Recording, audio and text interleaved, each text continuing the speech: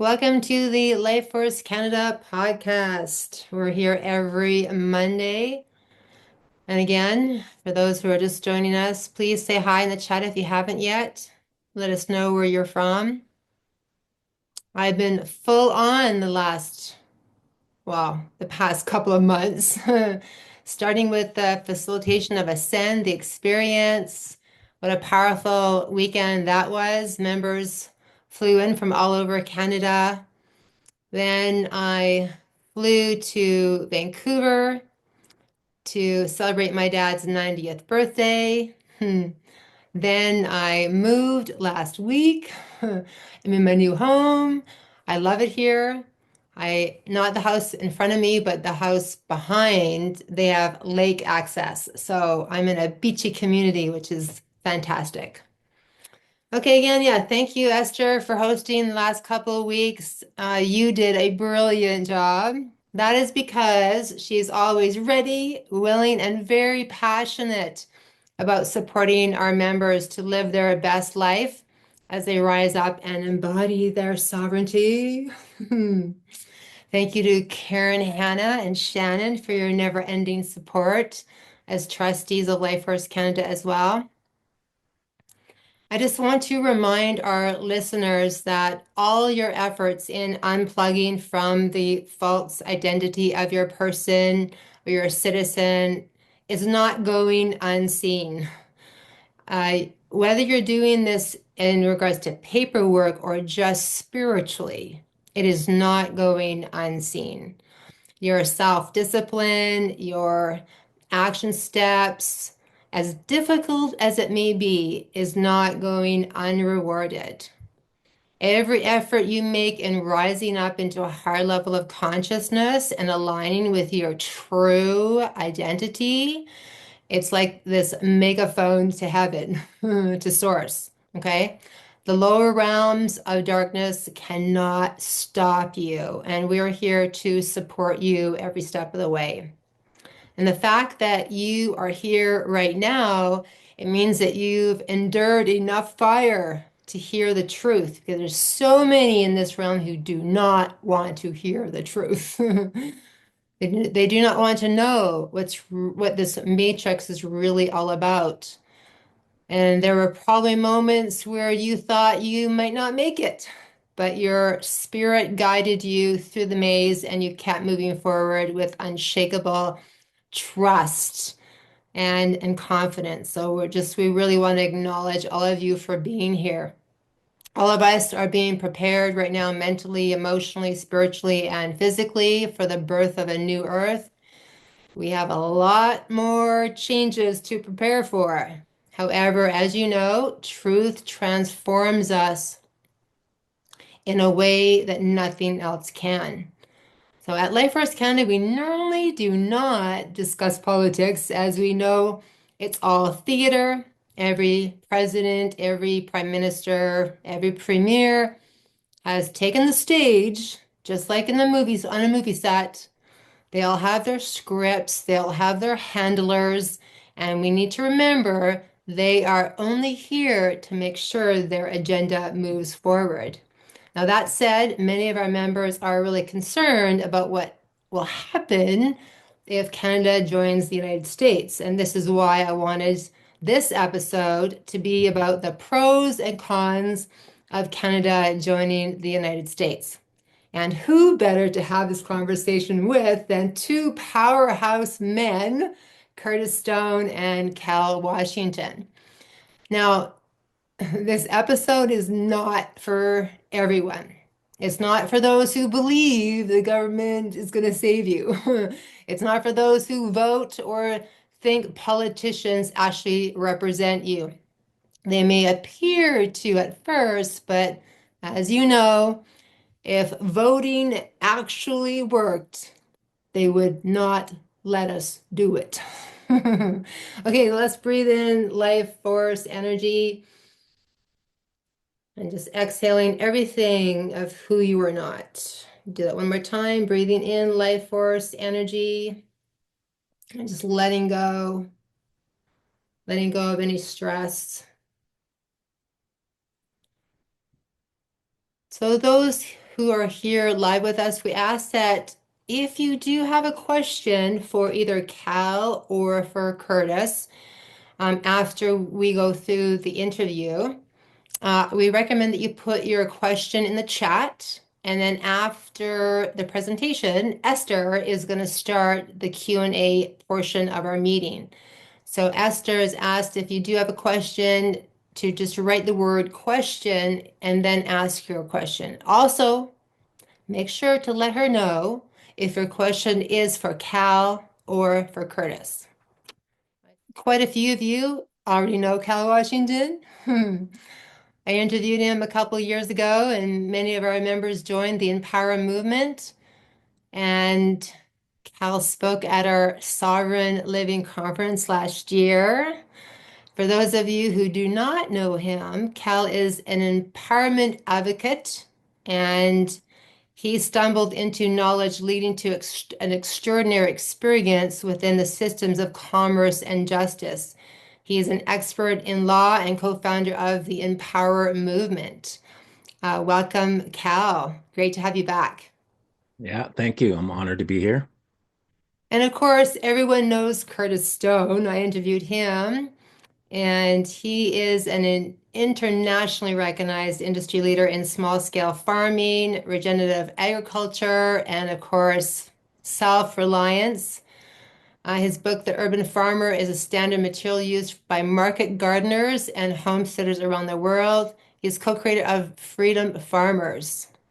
Yes, and he is here to give his incredible perspective as well. Welcome, Curtis. Great to have you back here as well. Happy to be here, Karen. And me and Cal were hanging out all week down in Texas. So I I literally, heard. I That's literally just amazing.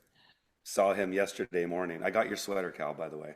Yeah, yeah. So he's bringing my sweater down to Vancouver next or 2 weeks from now. So yeah, Oh, I, great. So I you don't know just how I got dropped back. it. You both just got back today?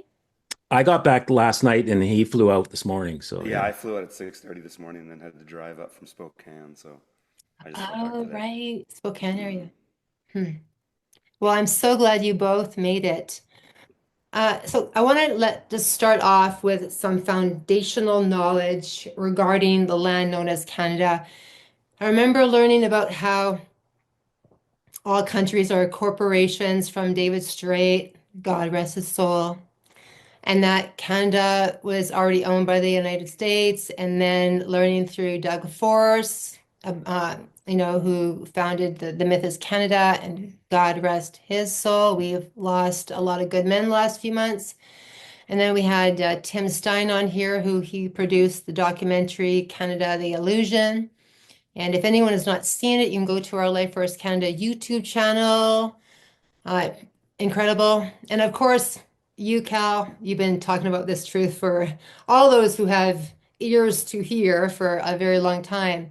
We do have, again, new members who've joined us, and many may not know. So, Cal, can you briefly talk about the true history of Canada and why it's so important to know regarding who and what the Hudson Bay Company was? yeah. So the Hudson Bay Company was a for-profit monopoly corporation started in 1670. Um, they were given a charter by the king at the time, who was Charles II. We now have Charles III. And it gave this his cousin, which was Prince Rupert, and a bunch of his friends, an incredible amount of authority and power. So this company, just briefly, had full monopoly over a very large area from all the rivers that flowed into the Hudson Bay. So it went into what is now southern Alberta and down into where the parts of what is now the United States, um, and just north of the Great Lakes, and pretty much all of Manitoba and up into the Arctic area. It was large, huge amount of land. So this was mostly for the fur trade, but they had monopoly on everything, all the fish, and you should read the charter. all the fish, all the gold, all the minerals, all the like everything. And they were allowed to make their own laws. And this is important because that's if a company can make laws of the land, you would think it's a government. Like there's no difference. And they could enforce these laws, and they were allowed to have courts. So now you can start to see that a company, how would you, if it was running today, you would not know it because it looks like exactly what we're seeing right now. So they were allowed to have courts, jails. They had uh, use of the Royal Army, Royal Navy. They were allowed to have cannons in their forts, ammunition, guns, etc., etc. This is a corporation, a for-profit corporation. It ran for 200 years. It was the government here. One of the things in the charter, you should read it, and you should read it a few times because there's a lot. It's not long, there's a lot in there. One of the things it was allowed to do, and anybody that had another thing was a perpetual succession document. In other words, it can't be revoked. It can never disappear.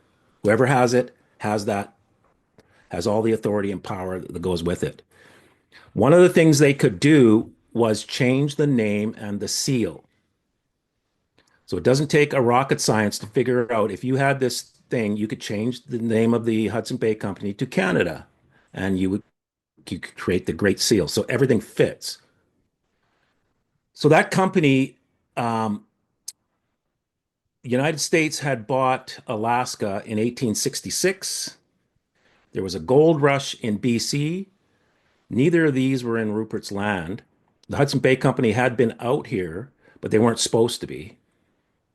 And then a gold rush happened, and that was all native land, and it still is. All of BC is native land, and they have to acknowledge it. So no Europeans were supposed to be out here. I mean, they could live here, but they weren't supposed to occupy like this. And so the United States bought Alaska, and it looked like Rupert's Land was up for sale, and the United States would have bought it. So Canada would have been really the four provinces, the four colony type provinces, Upper and Lower Canada, Nova Scotia, and New Brunswick, and that would have been it.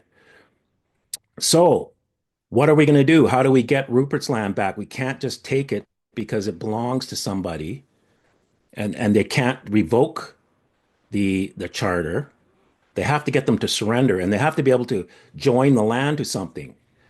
So they passed this thing called the British North America Act. And if you go back and read the British North America Act in the preamble, you'll see one of the very reasons for the British North America Act was to add other lands, and it's not clear what those lands were. So they passed this act in 1867. Now we have the Dominion of Canada. 1868, the very next year, pretty much next or first order of business, they passed the Rupert's Land Act, 1868, and that was the terms to surrender the Hudson Bay Charter to Queen Victoria, who made the British North America Act, or who had passed it. In the Rupert's Land Act, you'll see it's clear. She repeats just what I said. One of the reasons for the British North America Act, among other things, was to get Rupert's Land and the charter that goes with it. So that was one of the reasons why the British North America Act was passed in the first place, just to get that land and the charter. It took a couple of years because they didn't tell anybody, which is important about what's happening right now, because it's repeating. And there was a Red River uprising because people weren't told, and it was going to affect their lives, their business, their lands, all kinds of things. So there was a bit of a skirmish, and it took a couple of years. So they surrendered this document finally in 1870. And it was surrendered to officially Victoria, her successors and heirs, which means she can pass it to anybody who would be a successor, or it passes by through her heirs if she were to die, and it would just pass to her heirs. So that's the official surrender. So just I'm going to jump ahead now. This charter is up for sale, and it does not belong to the Hudson Bay Company. It was surrendered in 1870, and it's a legal document allowing whoever has it to run a corporation that is indistinguishable from a country, a government. You would never tell the difference. So moving ahead from 1870 in 1893, and in the movie that was talked about earlier, they bring up Section 2, and people keep talking about um, that Victoria was the last queen in Canada. But what it says actually in Section 2 is the provisions of this act would pass to her heirs. The British North America Act does not make anybody a queen or a king. They were a queen, actually, a queen passed the act, and it had nothing to do with whether she's a queen or not. So just read it for what it is. But what also was surrendered, which is above that one, was the enacting clause of the British North America Act. And those are the words that say, by my authority, I hereby pass this act. And what you'll see in the schedule of the repeal of the Statute Law Revision Act of 1893, it'll say from um, be it therefore to same as follows. So it looks like I don't even know what that is, but there's a bunch of words in between those two. So what she's saying is from these three words to those three words and all the words in between. And they leave that part out, but it's the enacting clause. And the enacting clause is what makes the act an act. And so the only thing that you could think of the reason why somebody would remove that would be to unenact the act. There's no other reason for it. It's not an accident on the way to Section 2. I want to remove Section 2, but I bumped into the enacting clause. It's not an accident. It has purpose, and the only purpose that it can possibly be, it was to remove the whole act.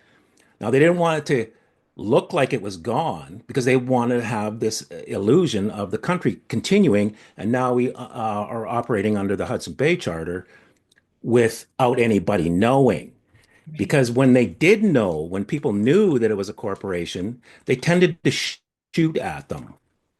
That's why they had to have cannons at the forts, because people didn't like what was happening. A pirate and his friends, and then passed on to other pirates and their friends, were running things, and it was quite a ruthless um, corporation. And they had the RCMP got involved. They had the army. They had some of the native tribes enforcing things, and you basically couldn't do anything without the Hudson Bay being involved. So you had to all transactions had to happen at their forts. You couldn't deal with the native people directly. If you got caught, all your stuff was taken. Sounds a lot like today. So you had to have a license to put a canoe in the river.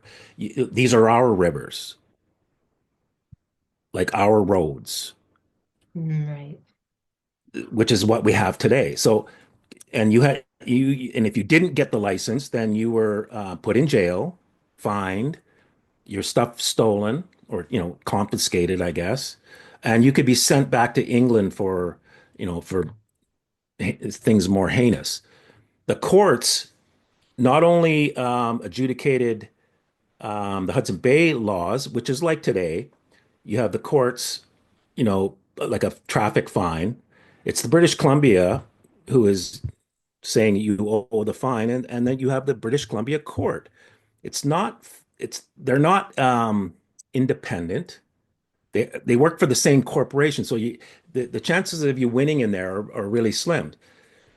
But the courts back in the charter, you'll see as you read it a couple times, they could also hear criminal and civil matters. So it was literally regular looking courts, but they actually belonged to the corporation.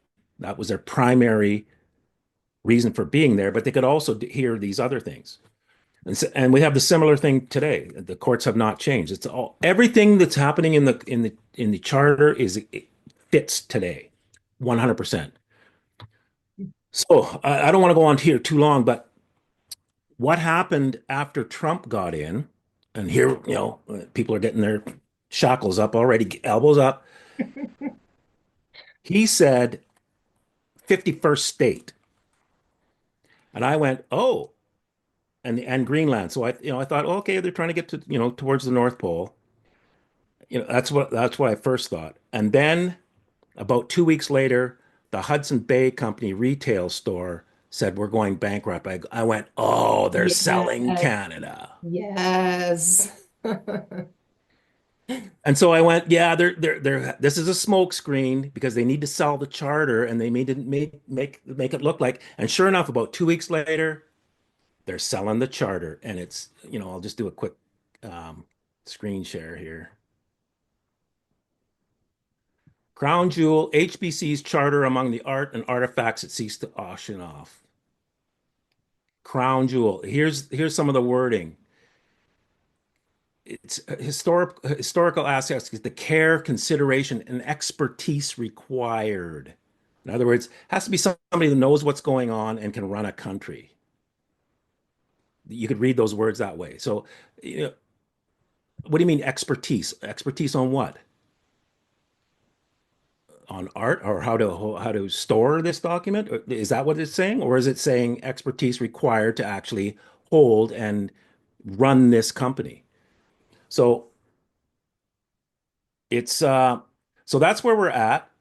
Uh, there's a bunch of things going on, but in my opinion, the Hudson Bay Company is so real estate rich. I'm not sure how they could actually be going into bankruptcy. Right. Exactly, Cal. I mean, they got prime real estate in almost every major city, and they've had it since before the city was there. Like the company when they surrendered this document kept lands around their forts, and they were allowed to keep going as the Hudson Bay Company as a retail store, but they lost the charter and the right to run like a government type thing, make their own laws and all that. They just became a regular company. All of that went to Victoria, and it's specific in the Rupert's Land Act that all that authority would pass to her. And she also put in there, we're going to take all the lands that were in the charter and all the lands they claimed. Hmm. And it doesn't say illegally or not, just, yeah, all the lands they purportedly claimed, we're taking those two, which meant BC and Northern Alberta. So there you have it. That's where we're at right now. The charter's up for sale. I think what Trump did, I think what was happening was this was being sold to China and nobody was going to say anything. And we wouldn't have known until it was too late. And I think Trump just saw a light on it. Of course, everybody went berserk. And then right away the Hudson Bay Company went into receivership, and now they have to disclose that the charter's up for sale. They're still not telling you what it is. They think they're trying to make it look like it's a piece of art, but it's not. You have to read it. It's a legal document that was surrendered 200 about 200 years ago. And in my opinion, this is what's being sold, and Canada is up for sale. I think it's going to be the biggest sale ever in history because it went for about 10 million in 1870.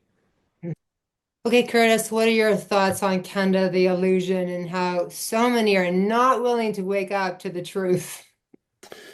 Well, what I would add to, Cal's got the broad historical context there. I guess what I would add to that is they've tried this many times before.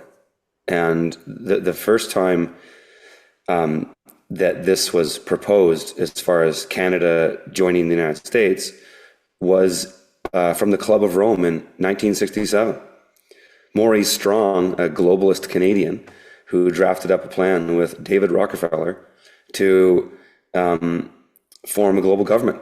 And part of that plan was to use climate change to create a existential crisis that everybody would unite on. And they tried many iterations of this that always were shot down. And so the ones that would be in most recent memory for folks would probably go from the George W. Bush era, which was at that point proposed as the North American Union. And that was, to amalgamate Mexico, Canada, and America. Greenland wasn't at the forefront of it at that time, but it was part of it. But that got shot down. There was even mainstream broadcasters like Lou Dobbs at CNN who called it out at the time. So Alex Jones got behind it. People shot it down pretty quickly. And it came back again under Obama as the Trans-Pacific Partnership. So they just renamed it and tried to put it through again. This is what they do. They just shuffle some things around and hope you don't notice. But that got shot down pretty quickly too. And so in my opinion, all they've done now is they've just hired the best salesman in the world. Yeah. Donald Trump. Exactly. To do the deal. He is the quintessential salesman. And so he's brought it back with his sort of, Trump rhetoric, which is entertaining and funny a lot of times. But don't kid yourself. This is the New World Order. I mean, I see it as plain as day. There may have been a period where Trump was acting in his own agency to perhaps save America, or at least what he thought it was. But from what I can see as a 25-year conspiracy theorist, all the signs are there. He's working for the same, Zionist Anglo-American establishment. Yes. And basically just is his new boss, same as the old boss. So, okay, whether it's, Canada 51st state, or it's another type of North American Union, it doesn't really matter.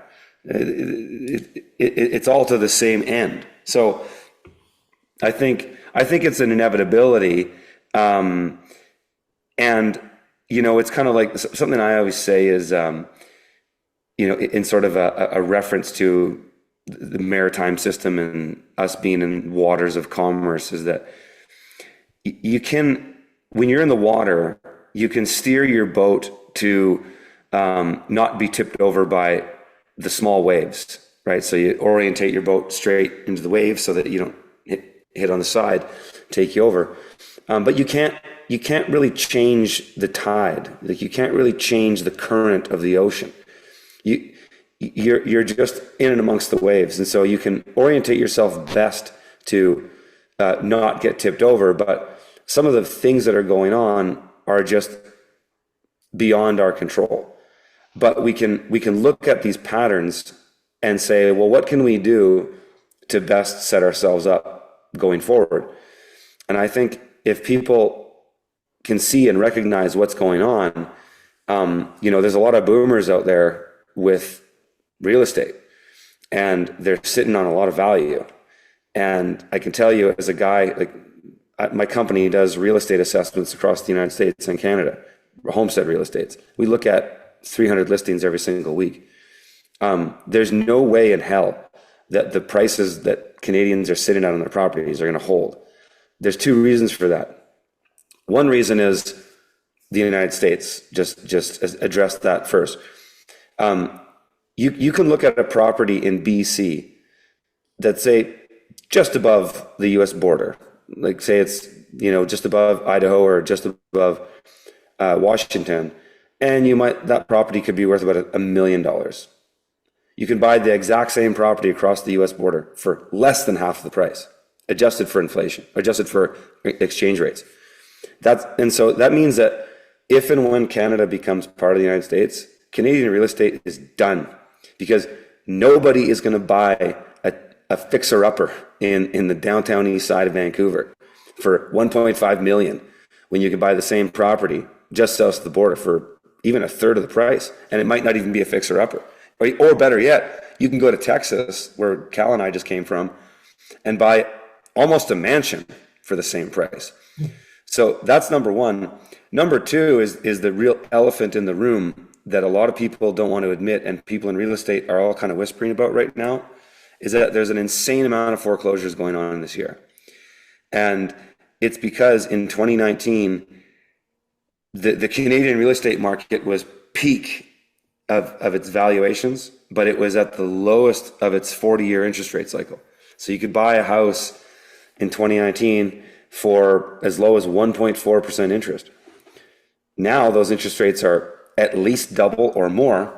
And so Canada has that big scam of the 5-year mortgage cycle, where the banks were scamming you with the mortgage to begin with. The money never existed except the money you put up for the down payment.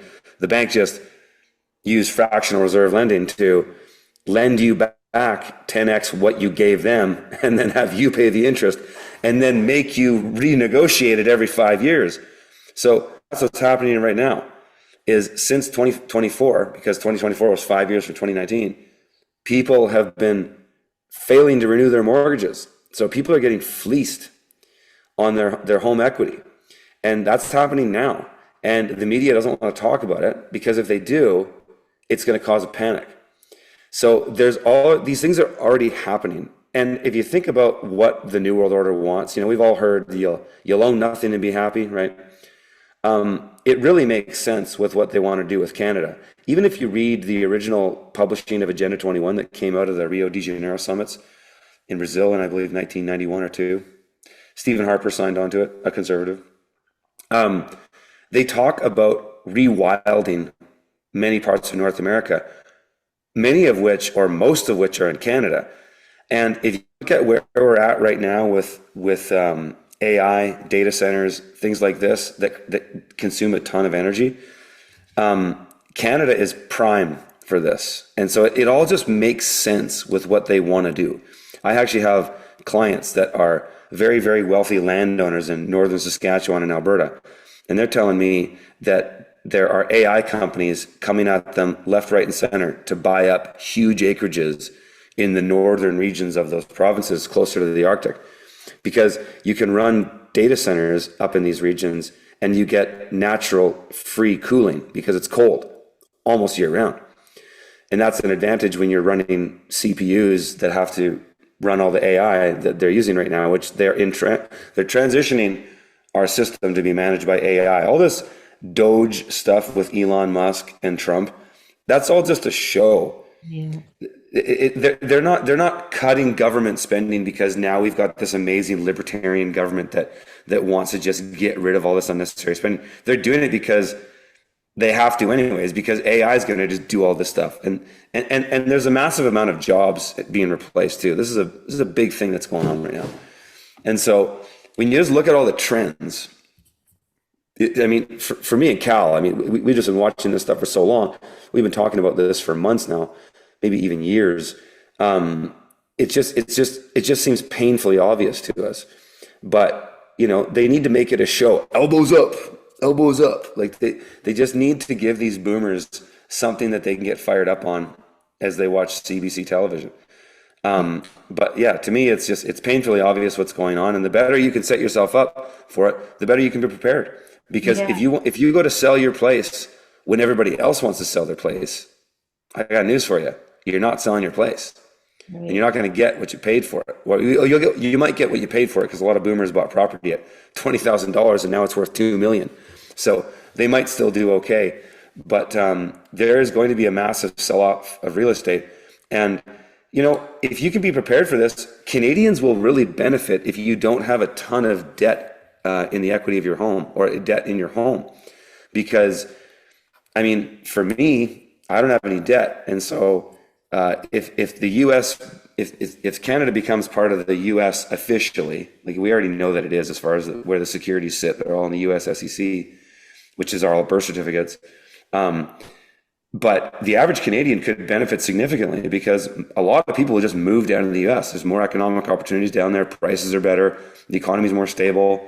Yeah, there's some, things in the culture that are a little different than what we have here. But I think overall, if Canadians are set up for this and ready for it, you'll benefit. But if you get caught off guard, you're going to lose a lot of the equity in your home. I want to get into the pros and cons more, Curtis. I want to get back into what you were talking about in regards to Agenda 21 just for a moment, because I think that's a huge piece of a puzzle. And that once we begin to put that piece in to see the bigger plan, then we can see that yes, Canada is definitely going to be becoming a part of the United States. I mean, I became aware of Agenda 21 through, as everyone I think knows here, Rosa Cora. She passed away in 2021. And again, she was another one that was full of life. And then a moment later, she, passed away.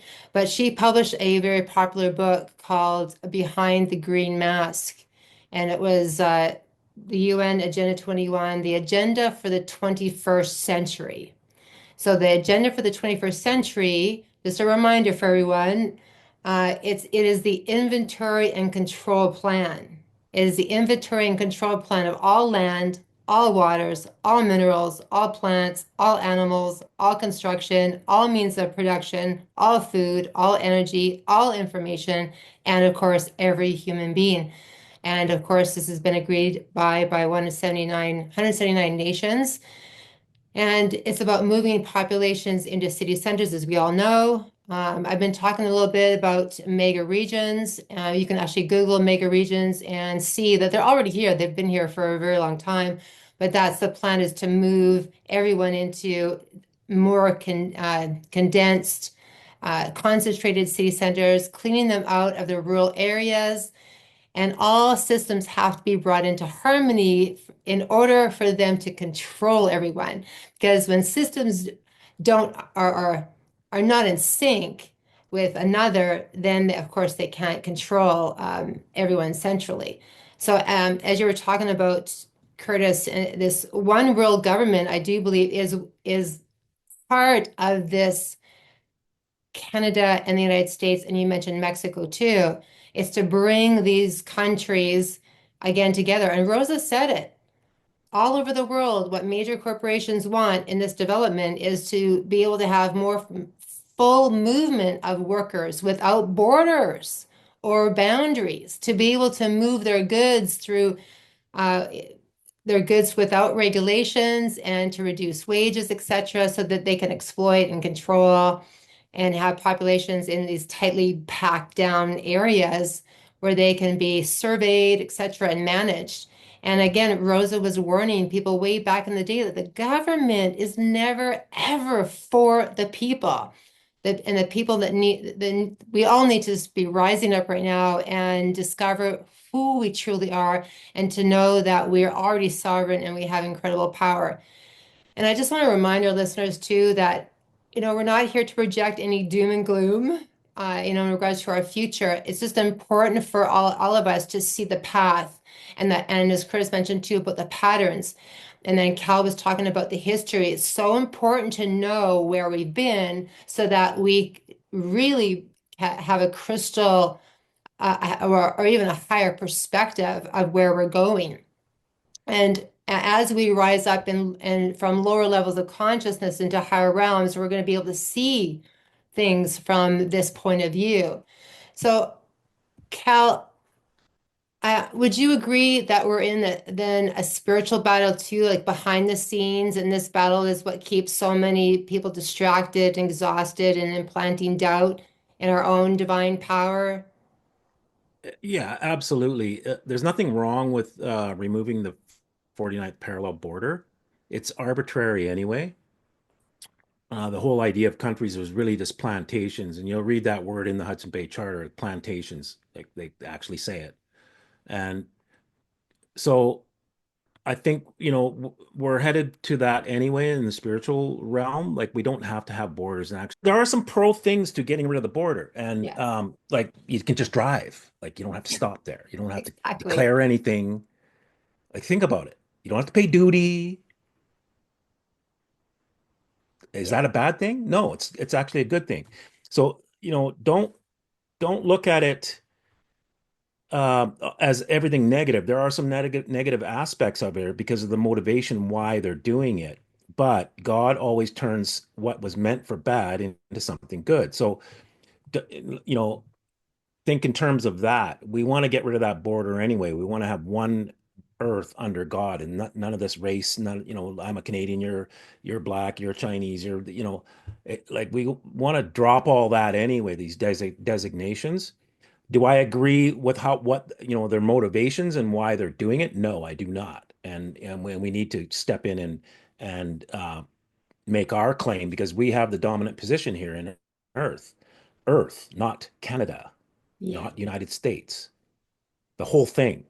So we get to decide under God, what this Earth is, how it's going to run, and how it's going to be governed, and how we're going to treat each other. Not these governments who are trying to act like God, but they're really just have self-interests. So do I think it's a good thing to get rid of that border? Yes, in principle. Do I want them in control of things? No, I do not. And so but what I can what I complain about, or what bothers me is elbows up. What's that going to do? Or going to Canadian Tire because I want to shop Canadian and getting a small little flag and waving it frantically, thinking this is going to stop the bad orange man. It's just a not, this is put into your head through the TV, and you just need to go disregard that. Look objectively. Don't get all emotional about this. And like Curtis said, real estate at least has to correct that this is going to happen. So if you're in the beginnings of a purchase and you don't have a lot of equity compared to how much you owe on the property, just do the math. You're going to end up in an upside down situation because it will correct. Like a property, just a regular property here in Vancouver, I think the average is $1 million. And in New Orleans, you're getting a renovated 200-year-old 9-bedroom house with a pool and like just figure it out. Like something's going to have to correct because why would I want to move to the north and pay more? It's exactly. not going to happen. So just think rationally, figure out where you are. I mean, if you're like Curtis, or even if you're further along in your mortgage and you have no intention of leaving, it won't make any difference to you because the property will go down, but it's just your house, and you got to think like that. But if it's some kind of investment for you, like the equity, I would, like Curtis said, I would get out if it was me and just put my money into something solid like gold or silver, something tangible. Don't put it in any kind of, markets or any kind of digital form or banking form, and wait it out till it's over, and then buy back the same property you were in, even, but or move south because now you're an American, right? So there's not everything about this is bad, but make no mistakes about it. If somebody buys that charter, you need to read the charter. It's not an artifact. It is not a piece of art. They're selling it in a private art auction. It's not art. It's a legal document. And it went through a surrender 200 and something, 150 to 200 years ago. And there's a deed of surrender and all this stuff. Like it's all legal. It was passed back to Victoria, her successors and heirs, and now Charles has it, by all unless there was another passing of this thing. But if they have done no other sales, it's passed to Charles at this point, and it looks like he's selling it because it went 51st state, Carney instantly in, Hudson Bay Company going into receivership, charter being sold. Like A connect, few too many coincidences there, yeah, right? connect the dots. Right. Yeah. And I believe a corporate deal has already been done behind the scenes with the Corporation of the United States, and we're just kind of getting the breadcrumbs to follow the trail. But Yeah. make no mistake about it, they gave full disclosure on this. I mean, it's right like I showed you. The articles are everywhere, but you wouldn't know. They're portraying it as an artifact, but it's not. It's a legal grant and chart. It's a charter and a grant, the land grant. Okay, so Curtis, your perspective on the pros and cons of Canada joining the United States. You just talked about mortgages, etc. carry on? Well, yeah, I mean, I guess so. I've been a businessman in the U.S. for 10 years, over 10 years now. I've had businesses down there in Delaware and Washington, Arizona, California. I mean, the U.S. there's just way more stuff going on. Americans make things happen faster. I think that's why I've always liked going down there. I guess I've just been sort of an American at heart in many ways because they just pull the trigger on things and they just do things faster than Canadians. Canadians are a little bit more comfortable, I suppose. Not everybody. There's lots of great entrepreneurs and people in Canada in general, but you know, if we become part of the U.S., which I just think is an inevitability, if you can benefit from that, so let's say you're able to get out of your house or your real estate asset before everybody else does, and you can walk away with a nice chunk of change. What I would do, and what people do for themselves, I'm not giving people any financial advice, but what I would do, because I don't have a mortgage, so there's no point of me moving. I'm comfortable where I am.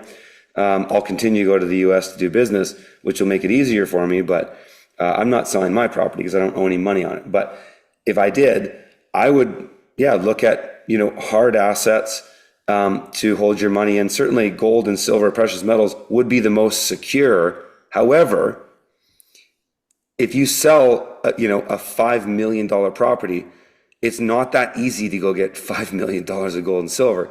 And they actually takes up a lot of space, especially silver. I mean, I've been buying precious metals for 25 years and, a monster box of silver is like this big and it's heavy as hell. Like that's only 500 ounces. I don't know what that would be worth today, maybe $40,000. So do the math. If you have a big property for sale, it's a lot of silver. Of course, then you can go gold, but the inventories aren't that great. So I saw somebody make a comment about this and just say, somebody was saying being afraid about having something digital, but your money's already digital. So to say, oh, I don't want to get my money into something digital. Well, your money already is digital. It's in RBC, it's sitting in TD, whatever it is. I like Bitcoin. The nice thing about Bitcoin is very easy to move around. If you have hard custody of it, it's very, very simple and there's nothing to it. People go, well, I don't understand it. There's not much to understand. The only thing you really need to understand about Bitcoin is if you look at the lifetime cycle of Bitcoin, it just keeps going like this. And will Bitcoin potentially lose its value? Perhaps, but so will everything else. There could even be a time where gold and silver are potentially worth less because you can't eat gold and silver. So, we could debate what the best financial asset is or the best place to hold your financial equity. There's certainly a conversation to be had there, but I would say, if you're in a position to get out of the market, I'm just saying this because I don't want people to get fleeced, especially people in this community. Frankly, all these boomers that voted for Carney, I don't really care what happens to them.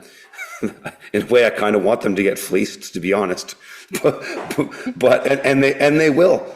They will get their due because they want you to own nothing and be happy. That's part of the plan. They don't want people owning real estate.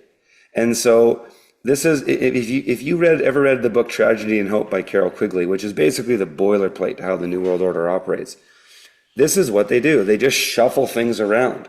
And so they make working people go and produce things of value as these guys just print money. And you do the work, you make the stuff, and then they twiddle a knob, and then that pulls the rug underneath you, and you lose the stuff, and then they take it. So you went and worked and renovated that house for the last 30 years to increase its value, and you benefited from some unfair economic policies, and it's not your fault.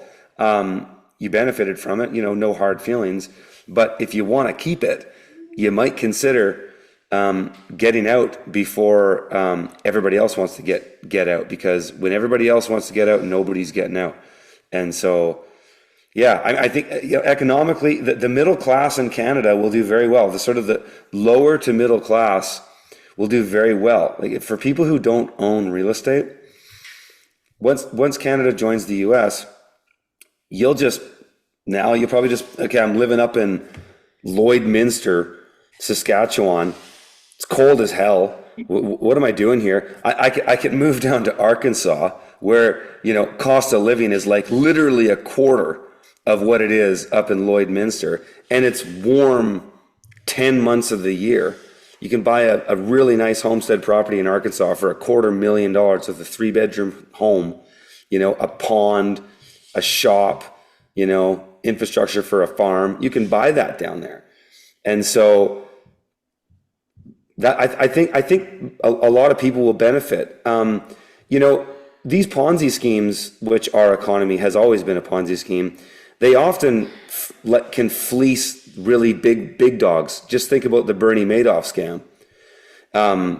Those are sometimes the best scams because they get the most bang for their buck, because you can fleece all these people that have a bunch of equity in things and financial assets, and it's just like selling something online. It's easier to advertise and sell a product that sells for $1,000 than it is to advertise and sell a product that costs $5. You're better off going for the big number because you might get the same amount of bites anyways, and then you get the bigger number. So I think it's just a numbers game for these people. We know, as you pointed out with Rosa Corey, I've got a copy of that book, The Green Mask. That this is what they want.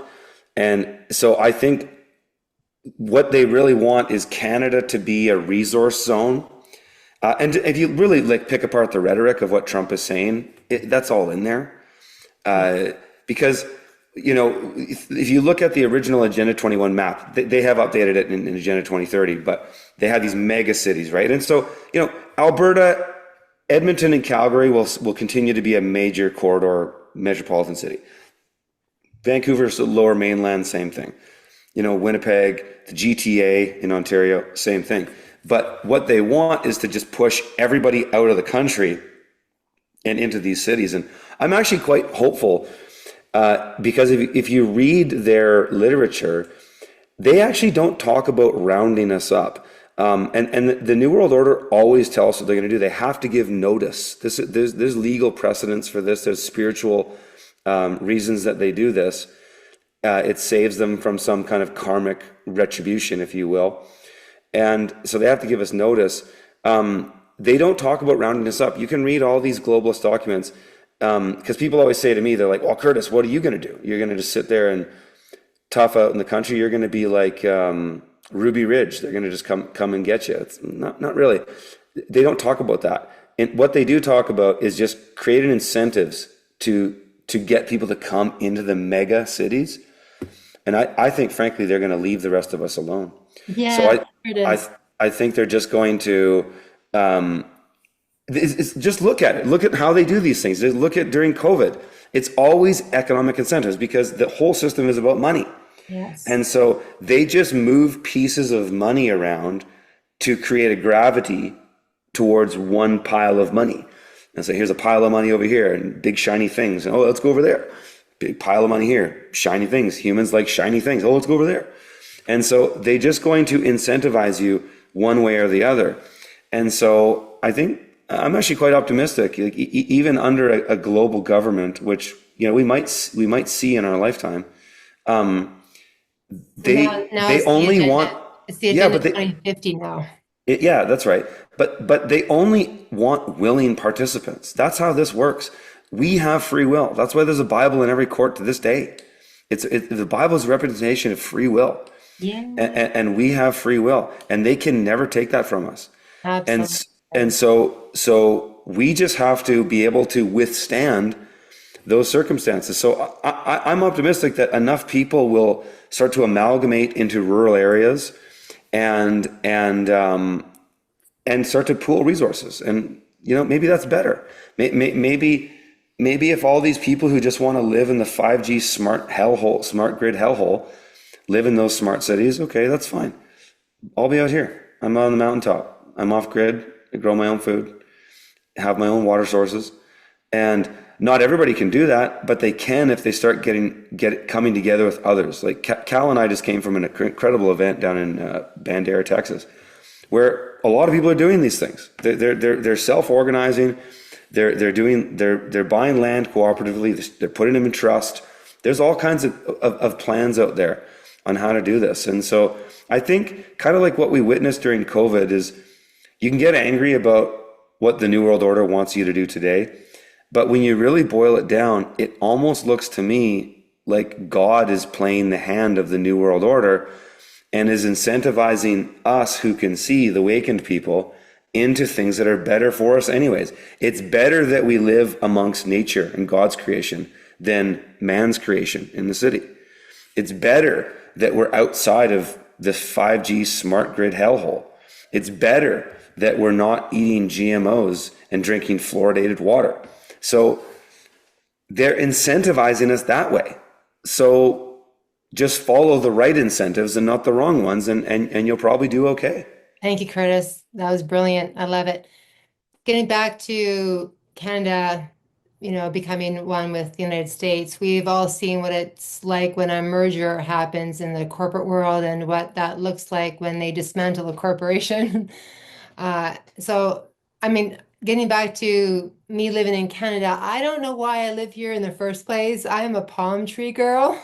So I'm okay with us merging with the United States. And I think, you and Kella both mentioned that as long as we are standing with Source, with God in our own divine power, we're going to make it through this with incredible ease and grace because we are the power as the people. Cal, I want to hear your perspective in regards to would you be living in Vancouver or would you be moving to the United States?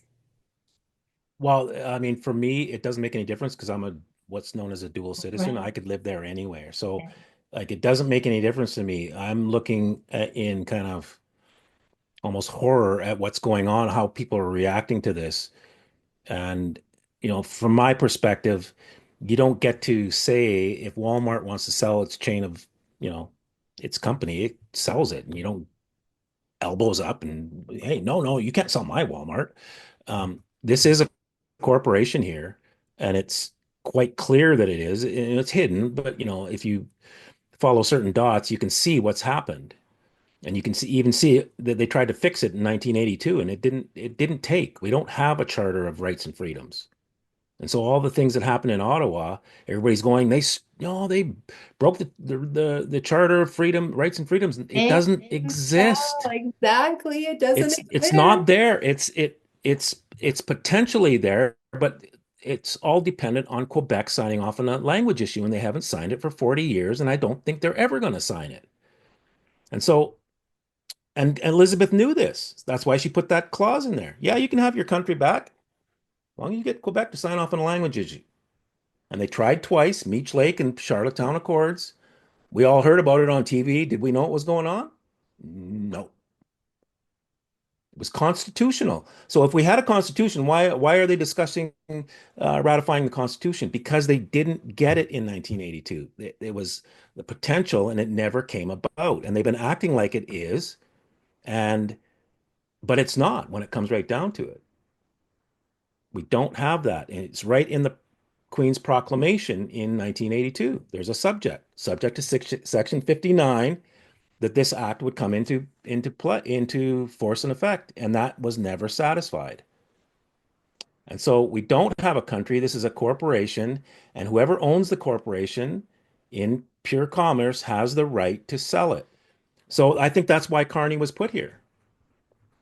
And all they had to do was to get him in, because I can guarantee you nobody would have voted liberal. All you have to do is say, Trump's with the conservatives. Oh, I'm voting liberal. And I just watched this and I'm like, I just shook my head like, can you people not see you're being played? Yes. Being played There's everywhere. no way anybody that voted liberal, if there was enough that actually did that, that they would have prior to Trump opening his mouth. You literally voted because of what Trump said. All by It's just, design. yeah. And I'm telling you, it's that's where we're at. And elbows up, oh, stick on the ice, whatever. I was born in Canada, and I like, Canada, and I like the idea of a Canadian. But as I, got older, I realized it's an illusion, and we're a corporation at best. And really, the native people own the land. It was never really properly done. But yet they're still going to sell that charter because it does give it authority to run the business and the courts, etc. So But Cal, do they own it though? Really? The natives? no, They nobody owns don't. it. God Nobody owns owns it. anything Yeah. because they never even had ownership in part of their dialect. No, I know. Exactly. So that I think like I respect Native people and the First Nations and their traditions and all that, but I find there's a tendency to just like worship this idea of like let's join up with the hereditary chiefs and take back. It's like that's not happening. Their communities are just destroyed. Like there's no alliance. I mean, we should align with anybody who shares our values, doesn't matter what they are or who they are. But there's no remedy, in my opinion, in pursuing that. I mean, in my 25-year journey of going down these rabbit holes and looking at this stuff, I also, as an agricultural consultant, have worked for many different tribes in the U.S. and Canada. There's just alcoholism has destroyed those communities for many years. Like they're not mobilizing anything. Like they can't even mobilize their communities to make a farm. Yeah. I've been No, trying to help them do this for a long time. I get all that, but there's that amongst the Europeans and every other race here in Canada and the United States as well. So there are lots of people that like downtown Vancouver. There are a lot of people living on the streets, and they're of all ethnic backgrounds. That's systemic. But I've met lots of Native people who fully understand what's going on, Oh, for fully sure. educated. They know what's really going on. We have a lot of questions in the chat here, so I'm going to just pass it over to Esther. And before I do, though, I just want to remind our listeners, because Canada is a corporation and every country is a corporation, if you look at the corporate model, hardworking employees have never voted in their CEO. So that we've never, voting itself is an illusion. It's such a scam. So we only take our power back when we begin to dissolve that idea that we have power in the vote, because when we believe that we're voting in anyone, we're voting in our master. And freedom and having a master, they just do not work together. So we need to let go of the idea that we even need a master. Correct. Okay, Esther. Thank you. There are so many amazing questions in the chat. We probably won't get to them all because we could talk for another several hours and not even get to them. So here we go. I'm going to pick and choose. Unfortunately, we can't get to them all. So a few questions are surrounding this notion that both Cal and Curtis have suggested, which is, if this is another attempt, what do we do about all this? Curtis, you were talking about homes and mortgages, etc.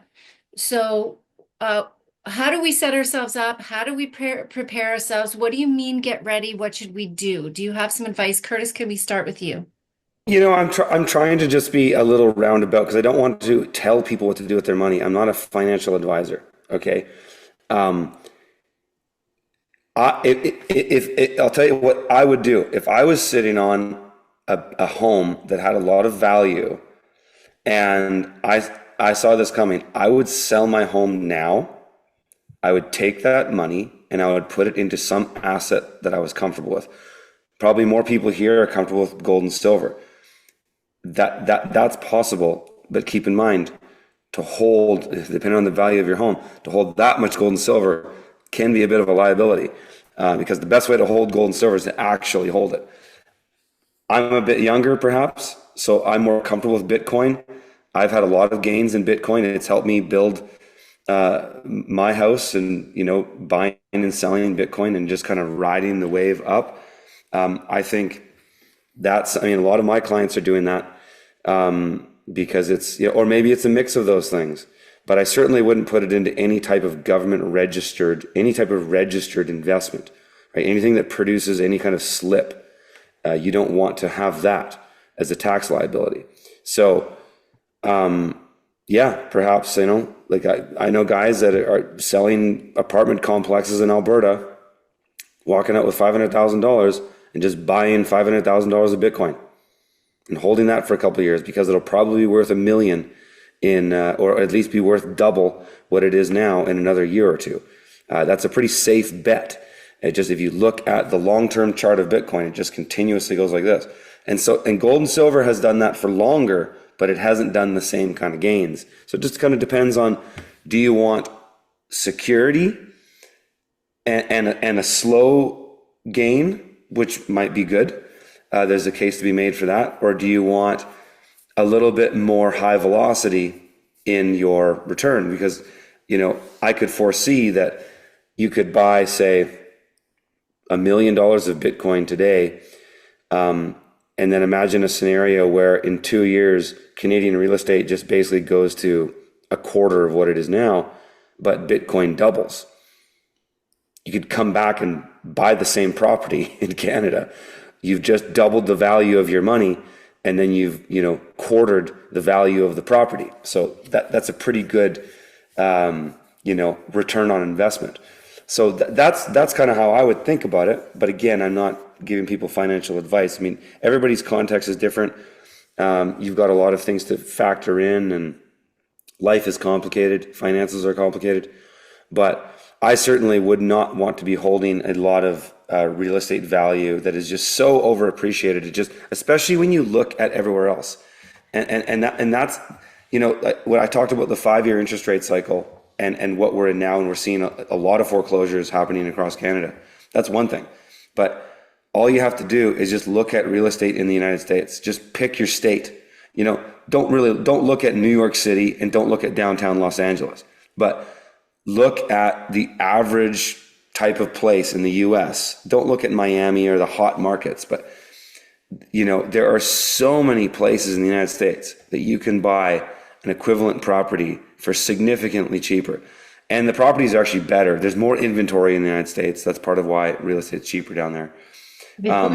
Before you start, Esther, I just wanted to share with everyone here that if you are interested in buying silver, to go with someone you trust, I highly recommend Dan Gerke. He's one of our private members. He's been at our Sovereign Living conferences. He usually has a booth there too, and I do believe he's here tonight. Highly recommend. I've known Dan for many, many years. So if you want to reach out to him, I'm sure he'll put his contact information in the chat. Go ahead, Esther. Thank you, Curtis.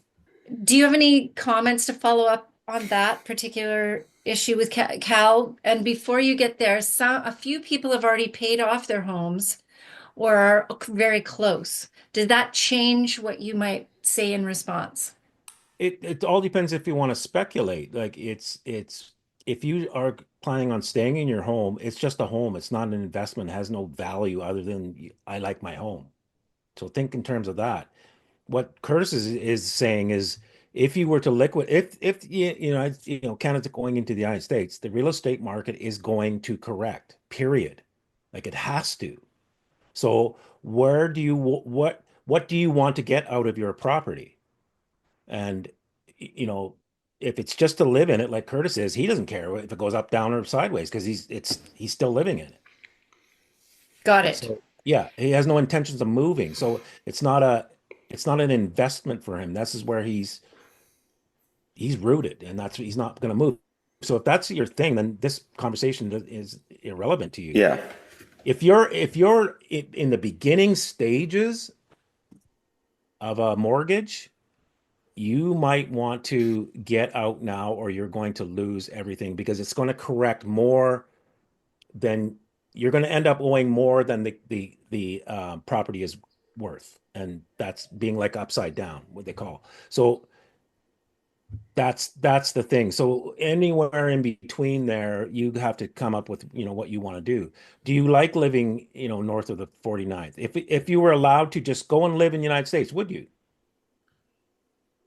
Would you like to live in Florida? Would you like to live in Texas, Arizona?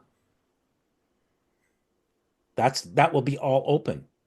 But you'd have to sell your property in Canada and move there. So it has to be, it's going to correct.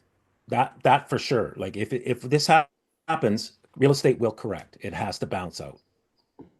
Simple Great. supply and Thank you so demand. There's much. just no way you're Yeah. gonna keep that kind of price range living north in a more northern climate than something in the south. It's just not going to happen. Other than Thank you, urban Kyle. markets like Toronto and like where there's a lot of action and you still make a lot of money, then it doesn't matter. But generally speaking, Great. So we have a question about Canada Post. How does this upcoming Canada Post strike play into all of what's going on? Cal, do you want to start us off? I don't it looks like they're trying to adjust the post office worldwide. This is not the only place. The strike is a union thing. They didn't really settle the last time. One of our members at Empower works for Canada Post, so we kind of get an inside track on it. But they are adjusting the post system, and I think they might be going back to the old post office and not having these agencies. It looks to me like they're trying to get rid of the country type governments and going to a one world thing. But that said, that's how God wants it. That's how God designed it in the first place. So Yeah. think in terms of they think that they're doing this, but we're going to flip it on them. So we have to be participating in this. So we have to look at things. Don't Last thing you want to do is wave a flag and think that that's somehow going to stop something. They just don't do that. The TV's telling you to do that, and it's it's kind of childish, or I don't even know the word, but it's not going to be effective. Elbows up doesn't mean anything. It's a hockey term, and um, you're not going to stop what's happening by trying to elbow it. And we got to get realistic about it. Don't get rid of the emotions and look rationally at what's happening, and don't be afraid of anything. God's in control. He knows this. He knew this was all going to happen. They're building it for us. We will inherit the earth. It's a covenant, and it's a um, non-conditional covenant. So they think that they're doing all this and that, but it's going to be flipped on them, and it happens over and over and over. Thanks, Cal. Curtis, do you want to weigh in on the Canada Post scenario? Well, I wasn't aware of that, but I'll tell you a little thing about Canada Post. My cousin has worked there for 25 years, and he told me something. I spent some time with him over the winter, and when the other one was going on, and he told me that none of the actual on the ground postal workers want any of that to go on. It's all driven by the VPs. So Canada Post has 41 vice presidents. Holy. What do you need Wow. 41 VPs to send mail? So talk about is it the absolute the epitome of an organization that has just become so corrupted by its own greed and self-interest. And so what my cousin told me is that there's 41 VPs and there's at least 10 other people underneath each of those VPs that's vying for that position. And it's real dog eat dog in there, and they're all just trying to get it. And listen to this. Each one of those VPs get $1 million bonus every year. For what? Sending mail. Like you could make the case as far like I've run all kinds of companies in the past. What do you even need a board of directors for to send mail? Like at best a president, you know what I mean? And then just a bunch of people to do the work. They have 41 vice presidents. So what we're in right now, I think in the macro of it is we're in a sort of like the rats exiting the ship as it's sinking. Because the system has been so corrupt for so long, the only way that the elite can get more power is by getting more people involved, because they need more people to do their bidding. But then as a result of that happening, you get more and more people in on the scam. And then so that's why they have these complex blackmailing operations to kind of keep that in line. We all know about those types of things. If you've been down the rabbit hole, as I have, you know how those work. But we're at a point where the corruption's been going for so long, and there's so many people involved that now there's too many people involved, and now the dam is starting to break. And so I think we're in this sort of natural collapse cycle where the system is just reaching its logical conclusion. And as it's all starting to go down, everybody's just filling their boots. Like, let's just get as much as we can before this ship goes down. And so I think that's happening across the board. I do in my consulting, I deal with government agencies and just helping people solve problems. And I see an inside, because I see the letters from my clients of what's going on with CRA and the regional districts and things like that. And it's just there's just so much corruption now. It's become burdened by its own corruption. And so I just think we're in this natural state of collapse. And what I mean by natural is just that it's just reaching its logical conclusion. Just like how if you were on a camping trip with a bunch of people and you had, say, a certain amount of stored food, but everybody was quietly stealing food from the surplus. And so everybody's lying and cheating and stealing, just kind of like at the end of communism under Stalin, everybody's lying. And so we're in this now, like we are in a collapse. And so there's many reasons for it. It isn't just corruption, it's also economic, but that's also tied to the corruption. But yeah. Thank you so much. Is RFK Jr., what are your thoughts on his agenda and the things he's saying in now that he's working with Trump? Cal. I don't trust any of it. Like I have a little bit of hope, but I'm not smoking the hopium pipe. It's I'll tell you why. Because Yeshua said, in the end, there will be wars and rumors of wars. And I always wondered what that was. When I read that, all my life, I don't wonder anymore because I'm hearing a lot of rumors and I'm thinking, okay. But what he said was, it has to be this way. Not saying it's negative or positive, but don't fret. I don't fret about it. So the way I look at Trump and the whole white hat thing is, if it's true, it's all part of God's plan and it will dovetail with what we're doing at Empower and every other, spoke that's building this big wheel. And if it's not, it will end up being shoved out of the way. And I don't care which it is, really. I would hope that that there's something like that happening, but I'm skeptical, to tell you the truth. Thanks, Cal. Curtis? This is window dressing to me. I don't think it has any consequence. This is just politics of the day. I don't think it makes any difference. Yes. Thanks, Curtis. So, another question. What is the time frame, do you imagine, and it's speculation, but for the downturn in the housing market or the downtrend? Well, it's so hard to make predictions because the elites can just throttle things, right? So they can dial back the interest rate, they can dial it up, they can print money, they can take money off the table.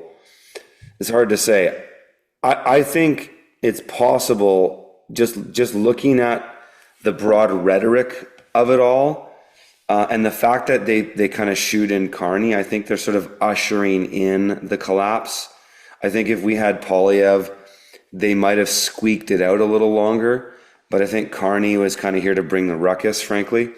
I think because if we continue with these liberal policies, this country's going to be finished a lot quicker. So I think in a way, it might be good. To say something crazy, it might have actually been better if we had a liberal majority, because then it would really accelerate it. Then we might become the 51st state next year. Because it'll just be bargain basement prices for Trump. And he even said that's what he wanted. He was hoping for that, because then he gets to play his art of the deal and he gets to just browbeat his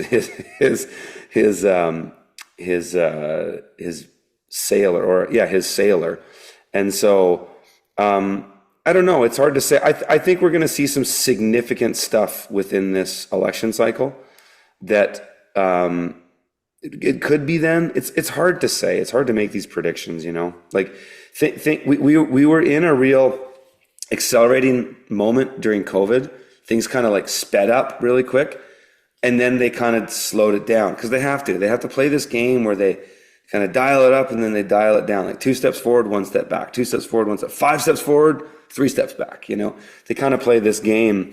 So it's hard to say. I think based on the rhetoric right now, yeah, it could be 5 years. Maybe it could be less. It's hard to say. Thanks, Curtis. We're going to move on to another question. Cal, for you, why is the crown coming to Canada in your perspective? Probably to do this deal would be my thing. It's Charles. It's not Carney selling it. I think Carney's put here to assess what it's worth because I don't think anybody's gone and done an inventory on what this thing is worth. I can't imagine what it would be worth. I don't know how somebody would buy that charter. It's the sale of in history. I would think it's huge. So that's what I'm thinking. It's Charles is gonna figure out who who he wants to sell it to, at what price, etc. And they got to figure all this out. So I would watch the Hudson Bay charter sale. Watch it like a hawk. They're obviously putting it out there. So that's the key. That's the piece that whoever that goes to is running Canada. And you should read the charter so you can understand what I'm saying. Interesting. Curtis, so do you have any thoughts about who will buy the Canadian charter? Who has that money? Is there anything different from what Cal has said? I think Cal and I are pretty on the same page with all this. I don't know if it matters. I mean, like even China, for example, who set up communist China? Bolshevik Jews. They were the ones that went in and created communism. They gave Mao all these ideas. The New World Order controls China too. I don't think it matters.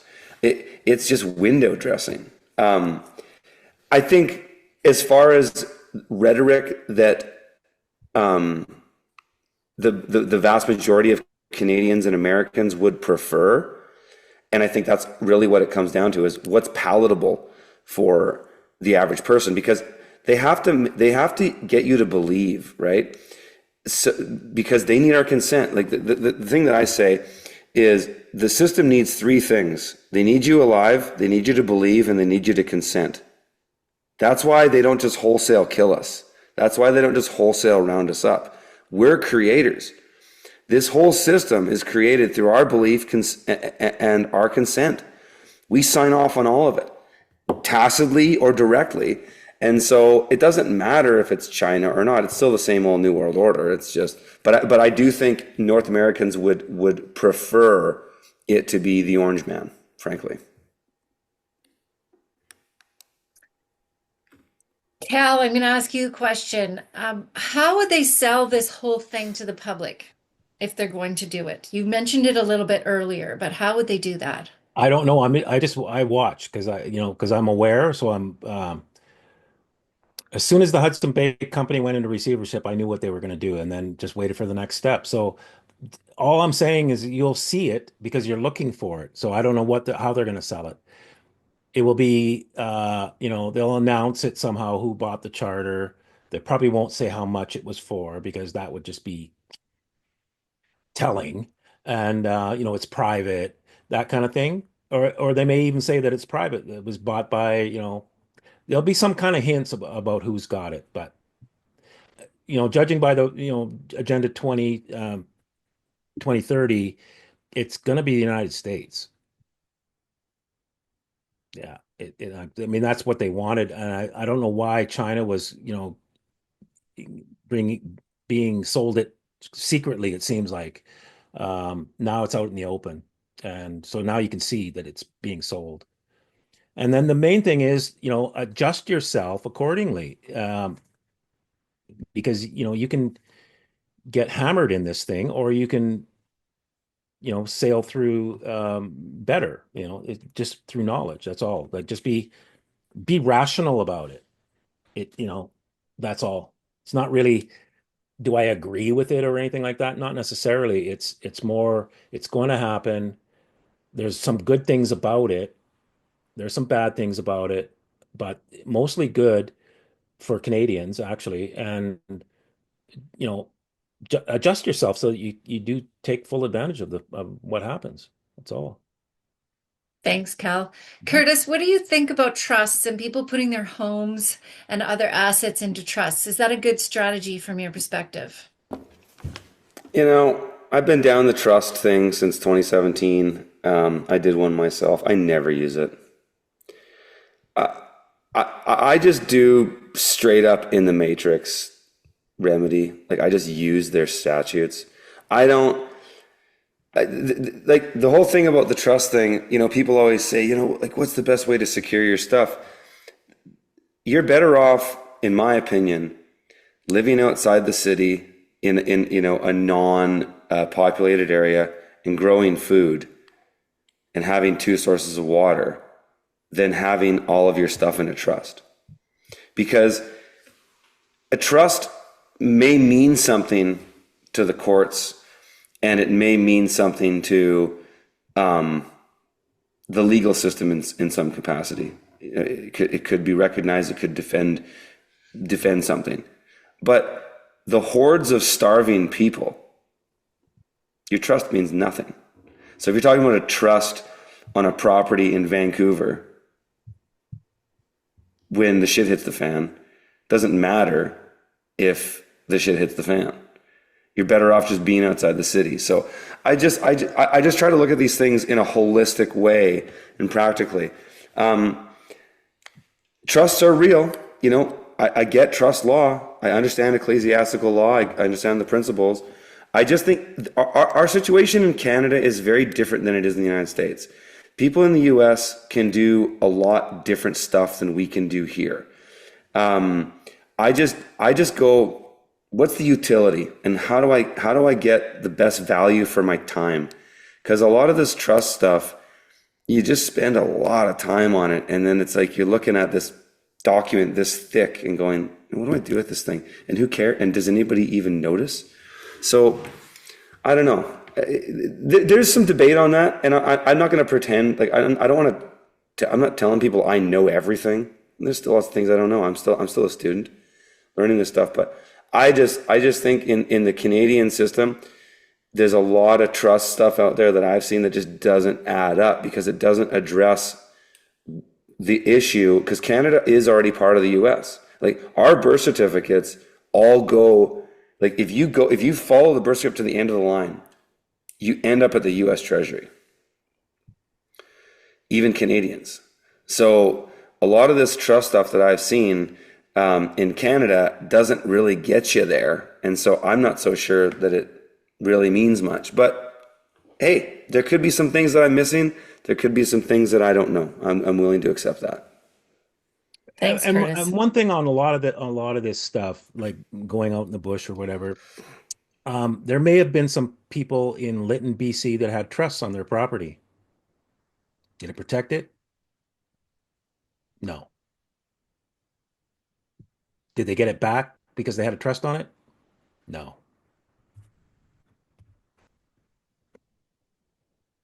I hear you. So, you got to Cal? look at the whole picture, right? Yes, you Like, do. a lot of people like us, Cal and I especially, we get into the details of the law and all that stuff, but you got to pull the lens back and look at the whole picture, that it goes above and beyond law. We still have a material world. You still need to eat food. You still need fresh water. So you got to look at the whole picture. Yeah. Thank you both. So a question, what do we think Trump's earth-shattering announcement is going to be? Cal, you have any thoughts? Probably something along the lines of they're buying that charter, it's because they want it on the White House wall, and it's going to be a nice piece, and it'll go right next to the Well, who knows? Like they'll disguise it in some way, but it's hard to say. Thanks. But just watch in light of the charter. Watch that's the bouncing ball you want to watch, like that. Okay, next question. How does Europe play into this plan with Canada, and why is Mark Carney spending so much time in Europe? Either one of you want to comment on that? Well, Curtis? go ahead. Yeah, I mean, I Europe is don't, the go ahead, Cal. seat of the European Union and the so-called controllers. The bloodline families are mostly there, et cetera, et cetera. That's where it's all is. Yeah, most of them live in this wonderful country that was immune to war, Second World War. Nobody shot a bullet in there. It's like it's somehow said, yeah, we're peaceful. We're in the middle. And it's not part of the union, and it's right in the middle of it. And yeah, just look at things objectively. Like Curtis said, take a bird's eye view at things, and you'll see it. The Second World War is still kind of on, and in a certain way, and that they haven't really stopped their agenda. They have one thing, and that's dominating men and women. And because there's a whole other thing going on between some beings and God, and that's what it really comes down to. So like trusts and all that, and all the paperwork we do, it's not bad. Like, but you've got to understand it's not magic pieces of paper that are going to somehow make you immune to everything that's going on in this thing called Earth, because there's a lot going on, and it's a lot of it is unseen. Like the Bible says, we wrestle not with flesh and blood, which you could put, we wrestle not with paper and ink. It's it's spiritual, and you have to kind of get past the distractions to see the real thing going on. But there's signs to be seen, and you know, but don't lose track of the overall overarching theme in here, the overarching purpose that Earth is even here in the first place, and all that goes along with that. Don't get distracted by all this. God has made a contract to that men will inherit the earth, and men and women, and that's at play at all times. It's like he's the master at knowing what the enemy is going to do, and making them kind of carry out his plan in the end anyway. So just take heart, don't go into fear, but be smart about it. Things are moving. Do you want to have an easy go of it, or do you want to have a hard go of it, and try and do the best to have the best go of it? We're all going to end up in a really good position in the end, but it'll be bumpy. It's like a childbirth. It's messy, painful, screaming, yelling, scratching, like all the stuff. But at the end, there's a new baby, and the baby has no idea that there's an outside, has no perspective. It can hear the outside, but its perspective is, oh, I'm in this nice warm thing. And when it comes out, all of a sudden it's in air. What's this stuff? And why is it going into my chest? And who's making that screaming sound? Oh, it's me. I didn't know I could make a sound. So we're the baby. We don't have no idea where we are really, and we don't know what's outside this womb, this thing. But it's gonna be okay. We're gonna make it. So stay the course, be active, don't sit back. That's the worst thing you can do at this point. If you're here right now, you're here for a reason. You gotta get doing something. Like if the baby just said, well, I'm staying here in the womb, well, guess what's going to happen? The mother and the child are both going to die. And that like, it's not possible for a baby to keep growing inside of a woman. So as rough as the childbirth is, it's the order of things. And in the end, there's a new life, and it's great. Thanks, Cal. Curtis, any thoughts on Europe? Not really. I wouldn't add anything to Okay. that. Okay, thanks. The next question then will be for you, Curtis. If people have pensions and they're, of course, registered with the government, what can they do with that, or what do they plan for? Tell us a little bit about your thoughts around that. There are a lot of people who are aging in this community we are creating, and they have pensions, and that's how they're living. You know, Cal and I were just down in Texas, as I was saying, and this was actually a topic of conversation with some other friends of ours down that are doing remedy down there. And what they can do in the US is they can move that money into what's called a self-directed type of fund. But I don't know how that works up in Canada. So I don't really know what to say. One thing I advise my clients to do is, take it out in chunks and just eat that tax burden, at a time. Like maybe it's 50,000 a year or something. But other than that, I don't really know what to say, what to do with that if it's locked up in there. I definitely would say that, it's not going to last much longer. I certainly wouldn't want to be sitting on a big pile of government money, because this ship is going down. So yeah, I don't really have much else to say beyond that. I can tell you though that I am working on it and I'm looking at it. I've made some connections with some pretty cool people down there that have some ideas on how we can do this in Canada. But the problem up here in Canada is that, we've got this whole thing of public and private money. And so once it's public and declared so, and it's on any kind of slip, it's very difficult to get out of the taxes on it. So that's kind of just part and parcel to where we are. Thank But what you. if we were the United States, Curtis? Well, that's another thing, Cal. But do you want to be sitting on, say, $1 million of Canadian dollars in a Canadian bank account and taking a gamble to see what will that be worth when this goes down? I don't know. No. Is Trump going to say, hey, Canadians, I want to do you a real solid and give you dollar for dollar on your value? Yeah, I don't think so. I don't think so. I wouldn't hold my breath on that one. So maybe you might want to risk a quarter of it or something. I don't know. It's up to the individual to decide. Thank you.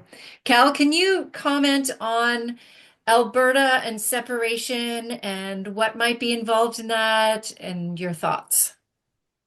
Well, I've heard that all my life. Uh, um, I grew up in BC, and I can remember the first election I really remember was the first Trudeau. One thing that stuck out, for me was my mom and her friend were saying, he's so young and everything's going to be different. And the next day I went out and I went, no, nothing's different. So I've never voted in my life. But one thing that always came up during elections, my mother was always mad because the election was already settled before she voted. And that's always bothered people in the West.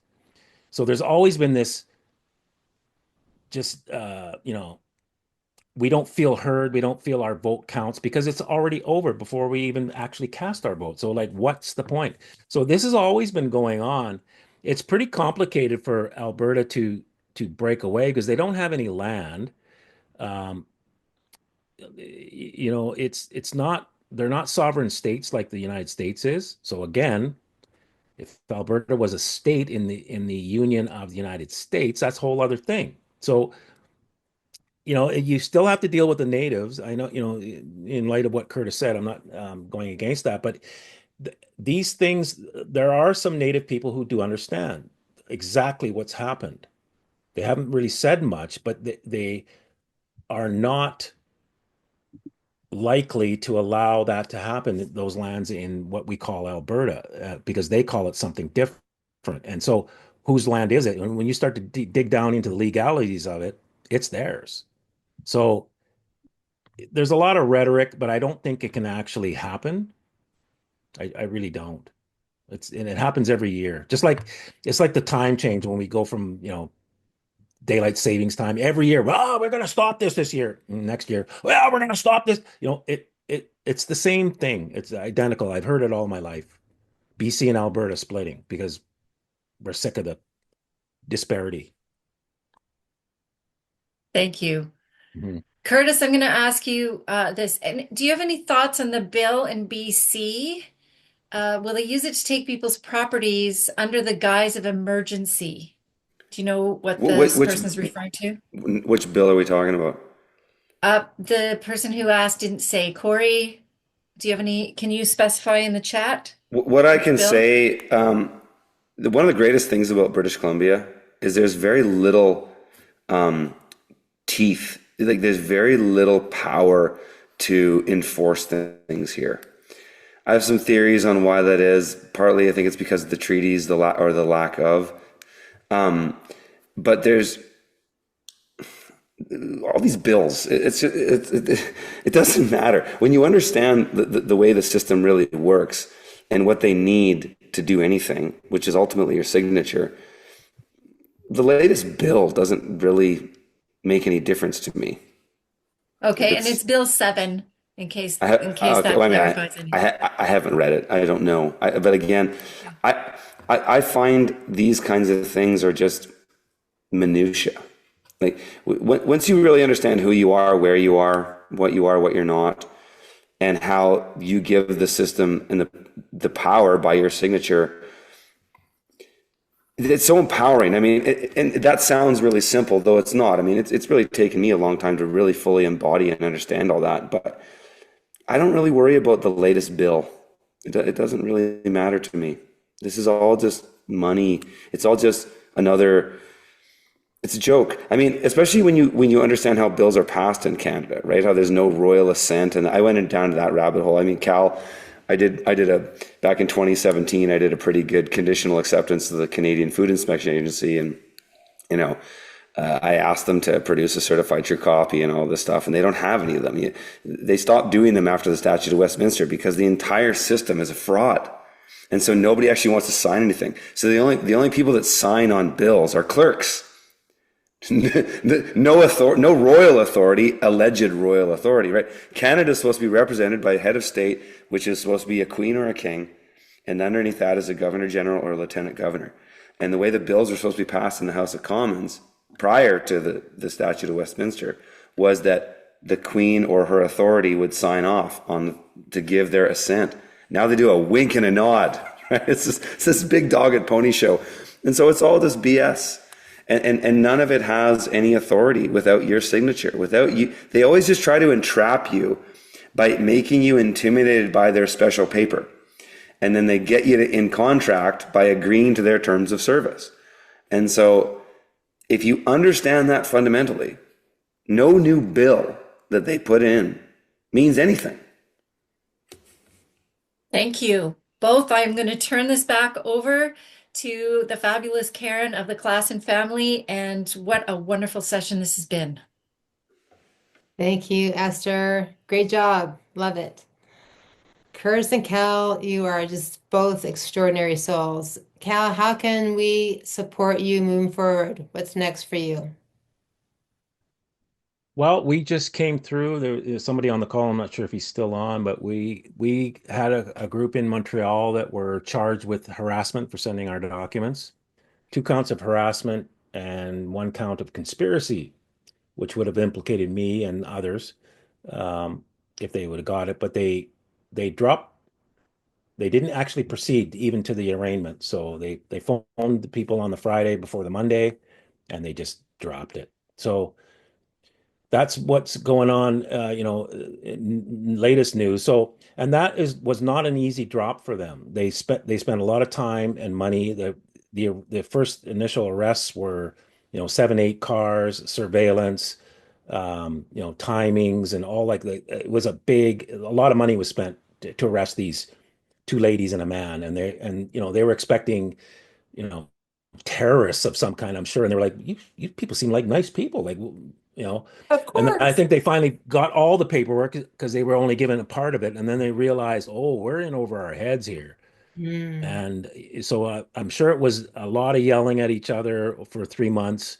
And then finally somebody pulled the plug. And so that was a great victory. It kind of sets a precedent without setting a precedent. And so, yeah, we're just moving forward. Um, I'm going to say it because it needs to be I'm going in my journey, in my personal journey, I ended up with in jail for 60 days.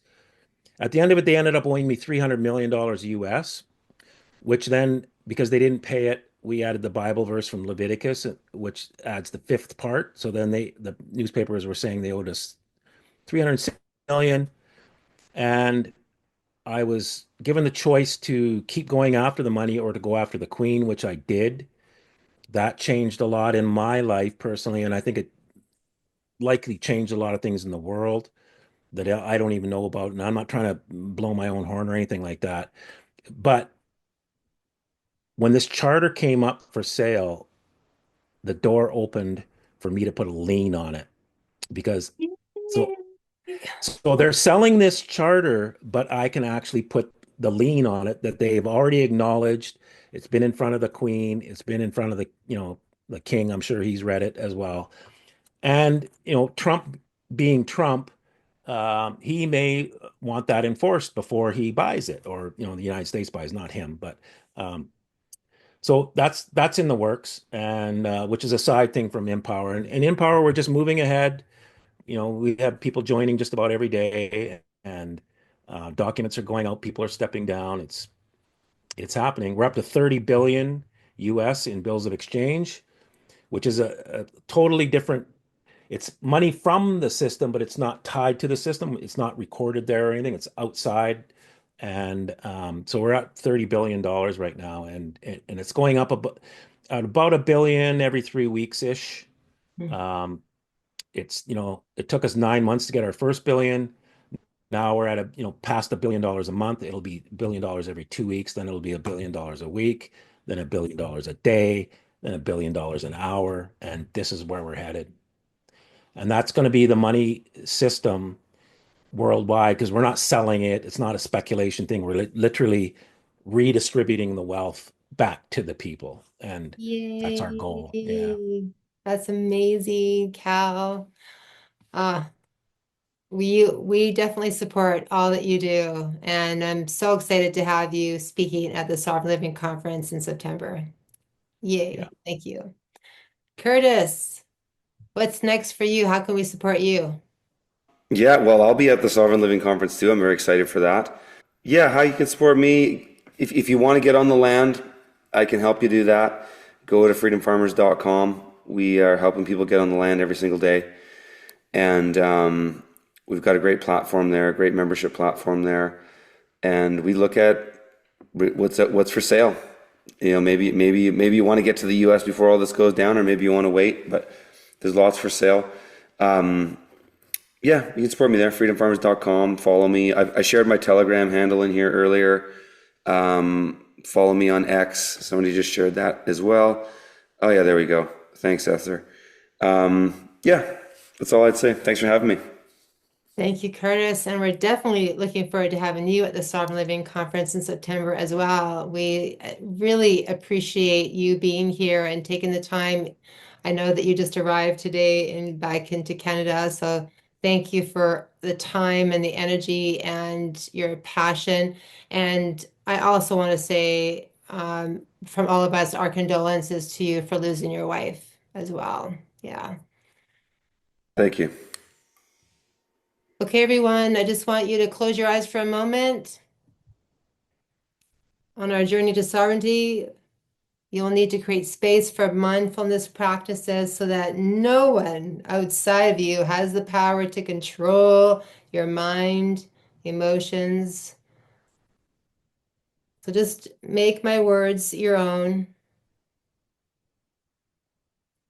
I now release every illusion that told me I'm not enough. I'm whole, worthy, and infinitely powerful. I no longer seek validation from others because I trust deeply in who I am and where I'm going.